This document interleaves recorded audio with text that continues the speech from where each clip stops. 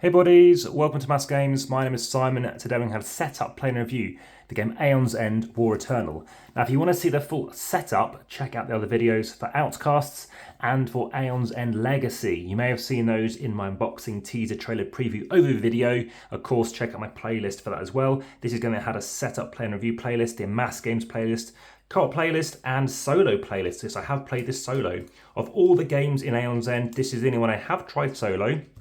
Partially because there are 8 mages. 8 mages that you can play as, and there are 4 different nemesis, characters you're playing against as well, 4 different baddies. And in this particular one, I have played every person apart from 2 so far, but at this point I thought I'd just get the video out. Jan Magda and Olgamore. So I haven't played those guys, and they've got some flavor text on the back. But what we're going to do is set out their breaches, which go out like this. This again, it takes about an hour to play. It's still extremely well balanced. I'll talk to you about my review in a moment.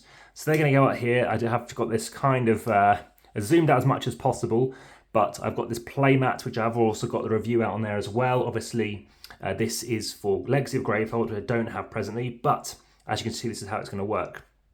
So over here, you're going to obviously have your nemesis you're playing against. You're going to have some turn order deck cards, which are just out of shot, but basically that's just down the bottom here. And what you're going to be doing is ultimately seeing who's going to go first, trying to get the nemesis down to 0 before Gravehold obviously gets destroyed, or both of your characters, if you're playing as a 2 or solo, get exhausted. So if you are playing it solo, your characters do not get exhausted. Well, they do get exhausted, but they don't lose the game. It's only if Gravehold gets to 0. So that's the only difference in a solo play. You also play with 1 basic nemesis, then 3 and 5 in your basic nemesis deck, compared to usually the 3, 5 and 7 in a, for example, 2-player game. So various, obviously, new gems, which are basically your currency cards, which help you get more money, or things like that to deal with whatever threat the nemesis and their minions throw at you. You've also got new relic cards as well, and you have new spell cards. Now, in terms of the layout of the various cards, in terms of what do I think of these ones compared to the other games so far, I don't know. I think I kind of prefer the other ones. I found the bosses a bit more interesting. I think the gameplay is perhaps slightly more interesting. Having said that, remember, this is the second in the series, and everything has pretty much evolved from there. So I've been playing them in reverse order.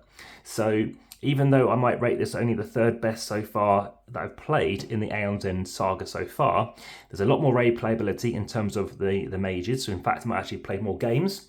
Also, I actually found it a bit harder. A bit like in Outcasts, initially, the initial boss was quite hard to beat. Actually, this is the only one I've played as a 3 as well, which has been very exciting to play as a 3. Very much enjoyed it. Some of the characters really work well as a 3, and I thought this game was more as a 2-player game, but no, I might even be hoping to get this out as a 4 as soon as possible, especially with the mat making things so easy. Some of the cards I haven't really felt I've needed more than others, but some of them are great. So generally the deck you're seeing down here is what I like to generally play with. In this case, you can deal 1 additional damage for every other prepped spell, so that's really cool.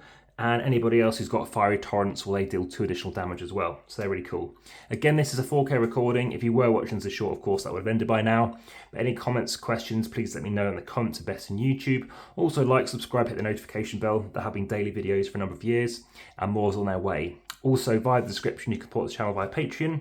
There's also Facebook to join the discussion there, and Instagram, over 3,000 posts and 3,700 followers. And there is a competition going live on Linktree, so it is time sensitive, so keep checking back. What else do I think about this? Well, it is still my top 20 games because of how enjoyable it's played. I haven't yet tried mixing and matching stuff.